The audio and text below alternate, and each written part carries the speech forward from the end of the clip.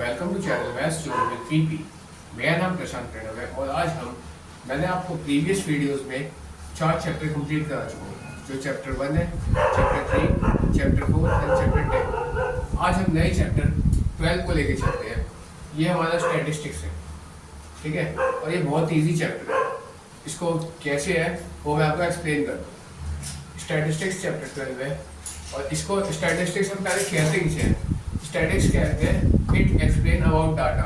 ये डाटा को एक्सप्लेन करता है या किसी भी टाइप का डाटा, ठीक है। अब देखिए डाटा किसे कहते हैं। डाटा उसे कहते हैं कोई भी ऐसी इंफॉर्मेशन जो मेरे टेबुलर फॉर्म में हो, उसे हम डाटा कहते हैं, ठीक है। अब देखिए इसके कुछ टाइप्स होते हैं। यहाँ पहले हमें पहले CI हम कहते हैं क्लास इंटरवल, ठीक है। अब क्लास इंटरवल मेरे दो तरीके के होते हैं। ये दो तरीके के होते हैं, ठीक है। पहला होता है मेरे पास, इसमें ये रेगुलर होता है, जैसे 0 से 10, फिर 10 से 20, 20 से 30। अब हम ये कहते हैं पहचानेंगे रेगुलर है। ये 10 से एंड हुआ, फिर 10 से स्टार्ट हो गया, फिर यहाँ 20 में एंड हुआ, फिर 20 से स्टार्ट हो गया। तो ये मेरा रेगुलर डाटा है, रेगुलर या कंटिन्यूस CI बोलेंगे इसको, ठीक है। अब देखिए इसका जो ये लेफ्ट साइड का है, लेफ्ट साइड का हिस्सा है, इसे हम लोअर लिमिट कहते हैं, और ये जो राइट साइड का है इसे हम अपर लिमिट कहते हैं, ठीक है। इतनी क्लियर है। अब देखिए ये तो हो गया मेरा कंटिन्यूस डाटा यानी कंटिन्यूस CI। अब मैं इसमें आता हूँ इरेगुलर में।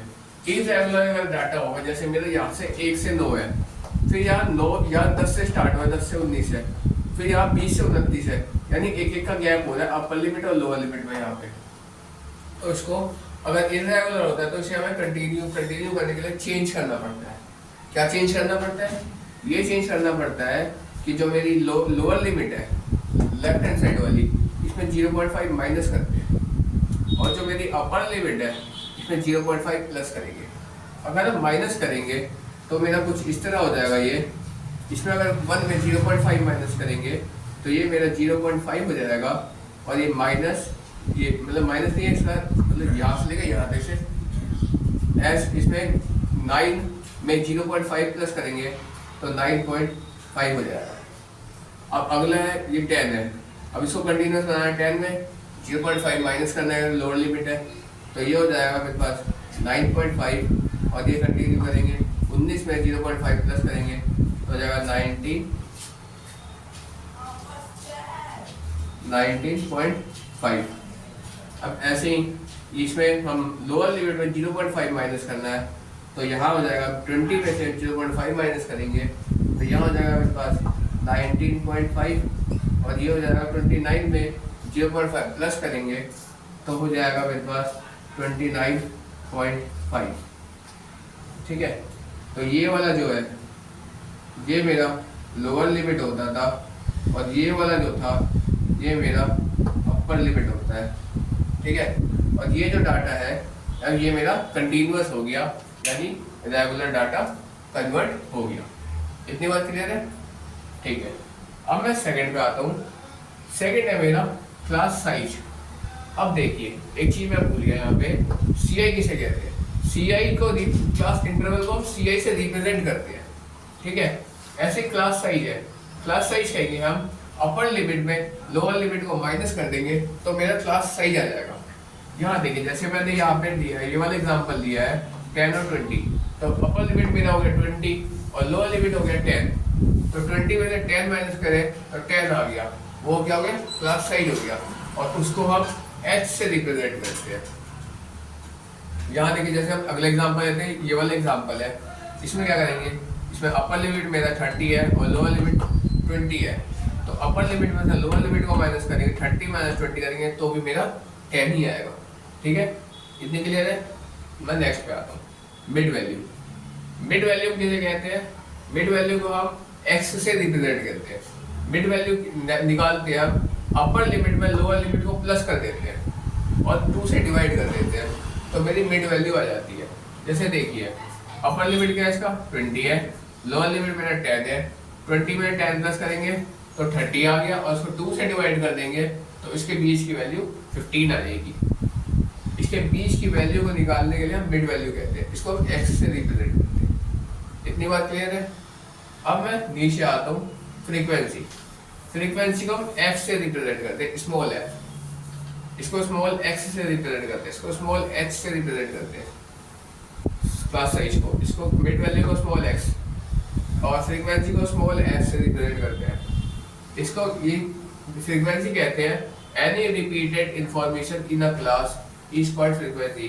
किसी भी क्लास की रिपीटेड इंफॉर्मेशन जो होती है उसे हम फ्रीक्वेंसी कहते हैं, ठीक है। अब अगला है ये वाला topic, graphical representation of data. Graphical representation of data उसे कहते हैं, इसके तीन पार्ट होते हैं, तीन टाइप होते हैं इसके। पहला होता है मेरा बार ग्राफ। बार ग्राफ जो है इसको हम रिप्रेजेंट, ये जो मेरा ग्राफ है ये वैल्यू जो होती है नीचे वाली लाइन, इसको एक्स एक्सिस होता है, ये वाई एक्सिस होता है, ठीक है, ये मिड वैल्यू होती है।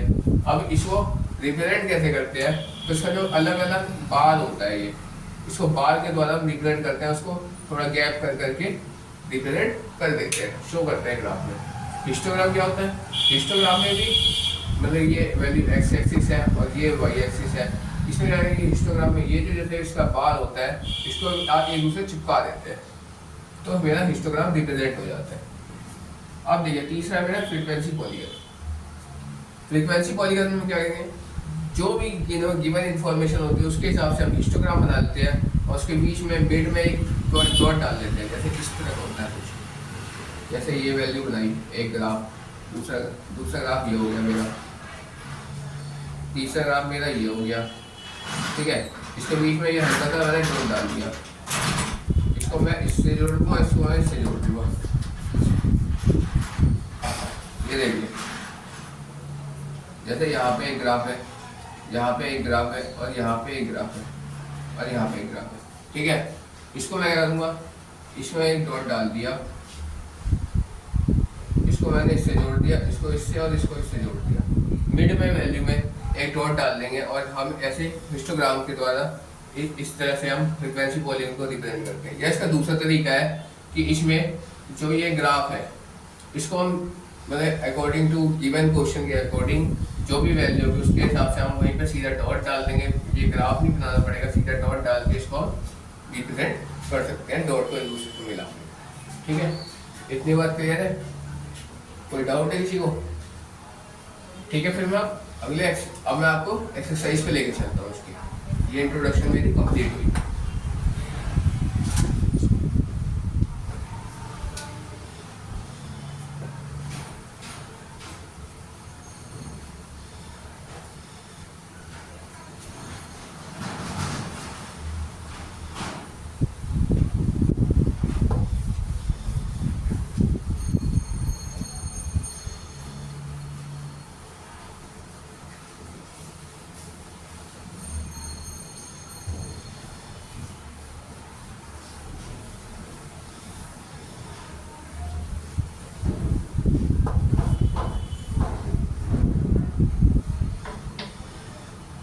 ये देखिए इसके मतलब ये जो एक्सरसाइज है ये तीन ग्राफ के ऊपर बेस है मेरा, पहला बार ग्राफ, दूसरा हिस्टोग्राम, तीसरा फ्रीक्वेंसी पॉलीगन, ठीक है।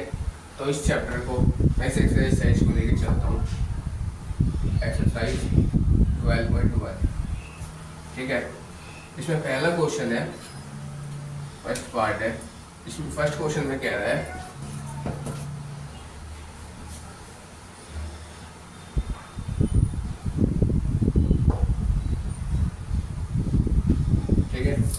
इसमें देखिए फर्स्ट पार्ट कह रहा है the survey connected to the organisation for the causes of illness of the death along the women between the ages 50 to 44 of the year worldwide found the following figures in percentage।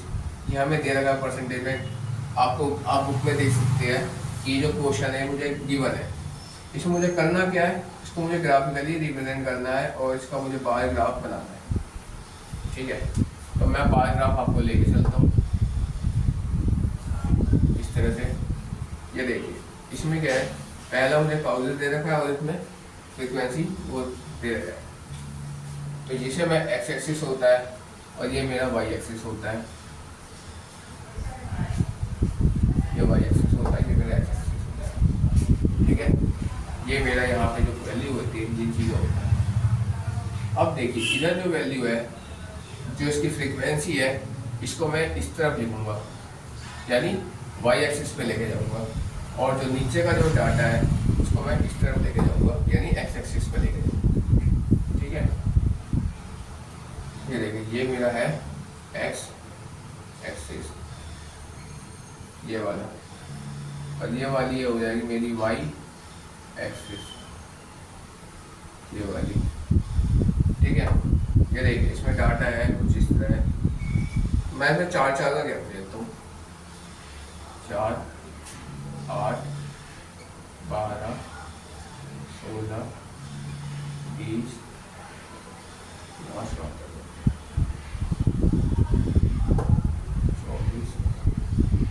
28 और 30। ठीक है, तो 31.8 last है मेरा।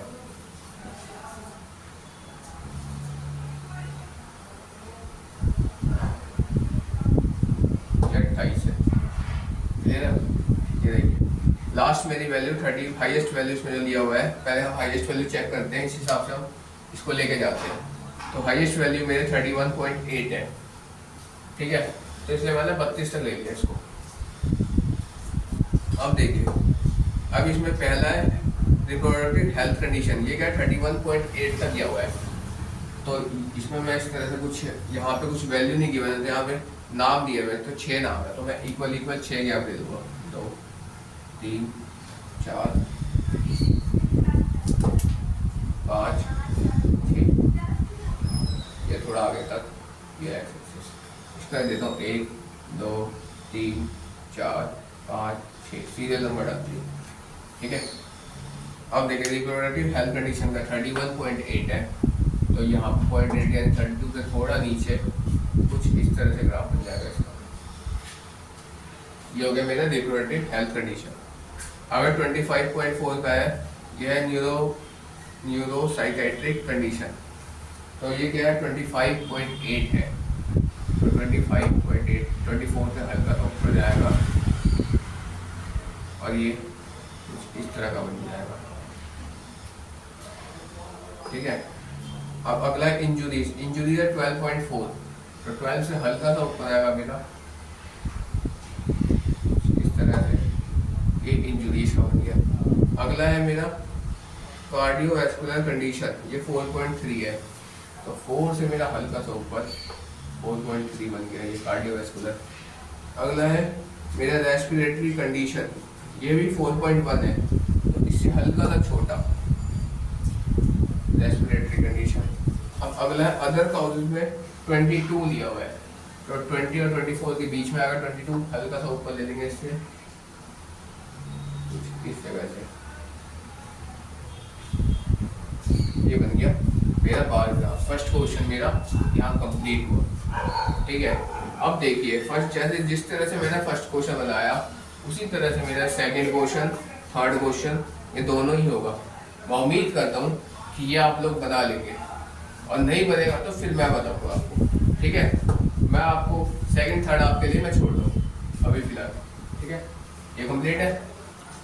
अब मैं आपको next question पे लेके चलता हूँ, फोर्थ क्वेश्चन पे।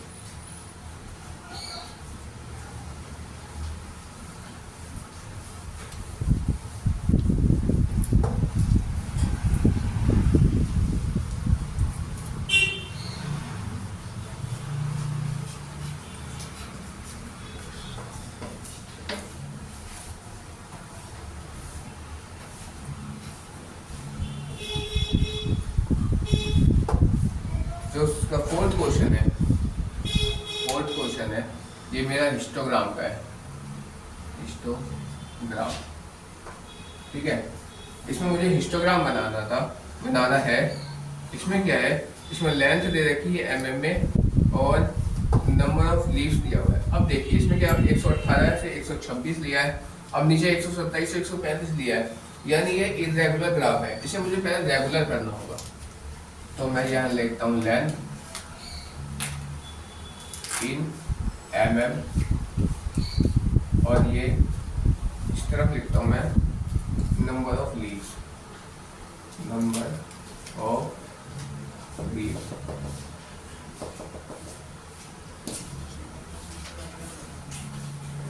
ग्राफ बनेगा।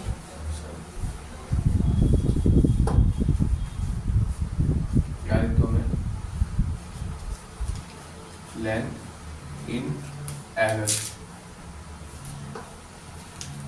और यहाँ लिखता हूँ मैं नंबर ऑफ लीव्स। ठीक है, अब देखिए लेंथ इन एम में जानेंगे, जहाँ पे यहाँ पे दे रखा है मेरे को 118, यहाँ पे आप बुक में देख सकते हैं 118 से 126 है, फिर अगला 127 से 135 है। तो मैंने आपको भी बताया था जैसा कि लोअर लिमिट में हम 0.5 माइनस करते थे और अपर लिमिट में 0.5 हम प्लस करते थे। तो डिसकंटिन्यूअस ग्राफ आपको बुक में गिवन है, मैं आपको सीधा करके दिखाता हूँ उसे बोर्ड पे। तो ये देखिए 118 में से 0.5 माइनस करेंगे तो 117.5 हो जाएगा, और यहाँ पे हो जाएगा इससे 126.5। अब ये हो जाएगा 126.5, या क्योंकि 127 में माइनस करना है 0.5 तो 26.5 हो जाएगा, और ये हो जाएगा 135.5 प्लस हो जाएगा इसमें।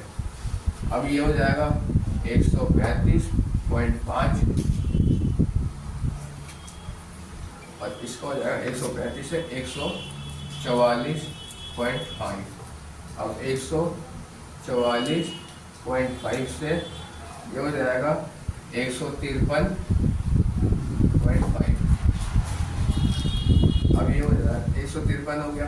अब 153.5 इससे हो जाएगा यहाँ पे 162.5। अब ये 162.5 से ये चला जाएगा 171.5। अब ये 171.5 से ये चला जाएगा 180.5। ये ग्राफ मेरा कंटिन्यूअस हो गया। अब मैं नंबर ऑफ लीव्स इधर लिख देता हूँ, पहला 3 है, फिर 5 है, फिर 9 है, फिर 12 है, फिर है मेरे पास 5 4 2। ठीक है, ये गिवन है। ये जो है ये मेरी फ्रीक्वेंसी है। ठीक है, नंबर ऑफ लीव्स जो है मेरी फ्रीक्वेंसी। अब मैं इसको ग्राफ पे रिप्रेजेंट करके आपको दिखाता हूँ। यहाँ से मैं ग्राफ रिप्रेजेंट कर लूँ।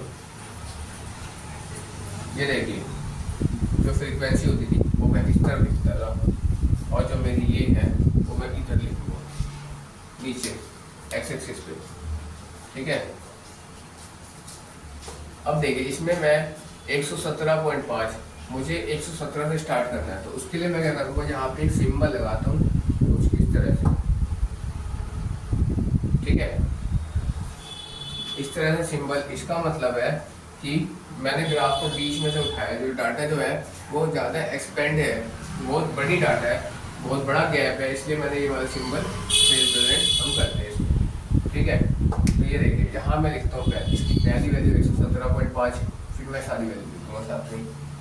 तो यहाँ लिखता हूँ 117.5, अगली वैल्यू है 126.5, अगली वैल्यू है 135.5, अगली वैल्यू है 144.5, अगली वैल्यू 153.5, नेक्स्ट 162,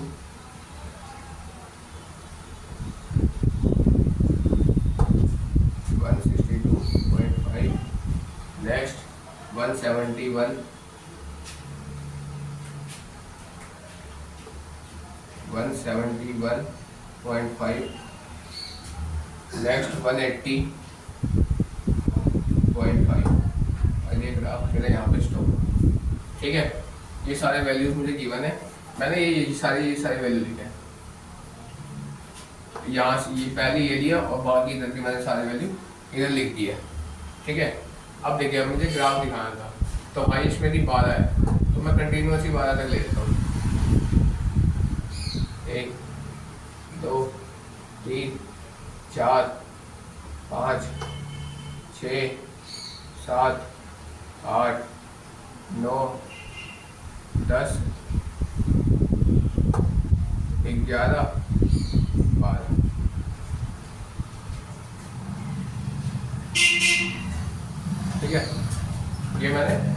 बार तक दे दिया ग्राफ। अब देखें 175 से 126, 117 से 117.5 से 126.5 तक लिया, और ये कहाँ तक 3 तक गया है। तो मैं ये 117 से लेके यहाँ तक 3 तक इसको मैं ऐसे रिप्रेजेंट कर दूंगा, ठीक है। अगला क्या है 126.5 से 135.5, ये 5 तक गया है, तो मैं ये 5 तक ले जाके इस तरह से इसको मैं रिप्रेजेंट कर दूंगा, ठीक है। अगला है मेरे पास 135.5 से 144.5, ये 9 तक गया है। 35.5 ये 9 तक है, कुछ यहाँ तक है। अब इसको मैं यहाँ से यहाँ तक लाके इसको लाइन रिप्रेजेंट कर दूंगा। अगला है 144 हो गया। अब 144.5 से 153.5, ये 12 तक गया हुआ है, तो ये हाईएस्ट 12 तक गया हुआ है, ये यहाँ तक आ गया। ये तो मैंने इसमें बना रहा हूँ तो मेरा थोड़ा आगे पीछे जा रहा है ये, लेकिन आप जब बनाओगे स्केल और पेंसिल की हेल्प से तो बिल्कुल इक्वल, सबके गैप इक्वल आएंगे, ठीक है। मैं बोर्ड बना रहा हूँ तो मेरा कुछ बड़ा हो रहा है, कुछ छोटा गैप आ रहा है, ठीक है। ये 12 तक हो गया। हम यहाँ 153.5 से 162.5, ये 5 तक है, तो 53 से 62 यहाँ तक है, ये इस तरह से आएगा। अब अगला है 162.5 से 171.5, ये 4 तक है। 62 से 71, ये 4 तक है, यहाँ से यहाँ तक। अब अगला है मेरे पास 171.5 से 180.5, ये 2 तक है, तो 2 तक, यानी कुछ इस तरह से, ठीक है। ये मेरा हिस्टोग्राम कंप्लीट हुआ।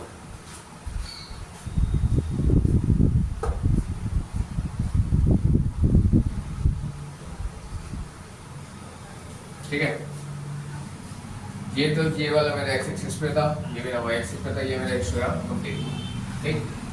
अब देखिए इसी तरह जो अगला क्वेश्चन है 5th वाला वो बनेगा, ठीक है।